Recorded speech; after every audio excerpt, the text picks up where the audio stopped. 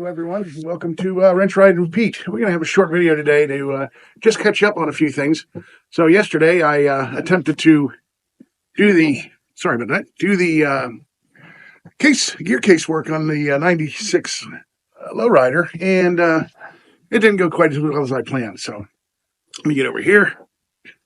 I got into the gear case, I got the breather gear all spaced out, and I went to do the put the cam in and check in spacing, and because I changed the cam, I needed new shims. It was shimmed for the old cam, of course, and those S&S cams are just a little bit longer. Tolerance is a little bit smaller, so I had to order some shims. So as soon as those shims come in, we'll finish that video.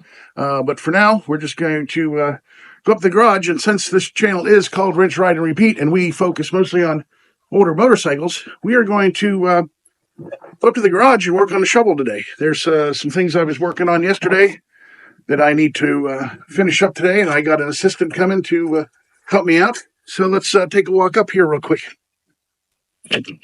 This is an upcoming project too. That's a 1986 FLHTP.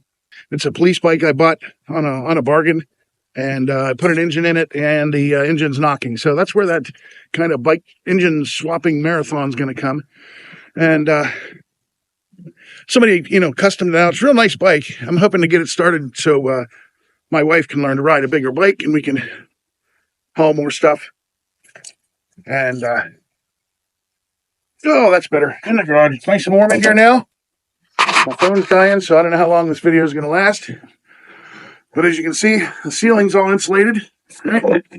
Walls are all insulated. I can get this place up to about 70 degrees in an hour just with the kerosene heater. And then I got to turn the thing off. So, looking here, we have the shovel. And I was trying to get it to turn over yesterday. And I wasn't getting a click or nothing. So, I'm not sure what was going on there. And I got into the wiring and pulled the handlebar wire off. And short as Shinola, that little white wire right there, I hope you can see this, is broke off the post. So we're going to get that soldered on there. I finally figured out where the horn goes on this sucker, and we're going to try and get it modified. It's in pieces here on the workbench. Ground wire has to be done a certain way and all that fun stuff. So hang with me, and we'll see what we can do. Coming soon. All right, folks, I'm going to try and wrap up this short video. We're out here in the garage again, and we worked on the shovel yesterday, and we got the breaker mounted. All right, so that's a relay mounted. And let's see, we finally got the horn assembled and figured out from some images on the internet that that's where the horn is mounted. But this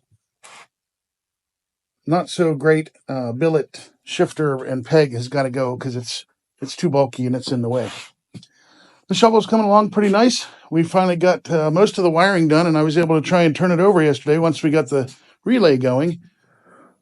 But we got into the wiring here, and that's a Charlie Foxtrot. We changed the switch.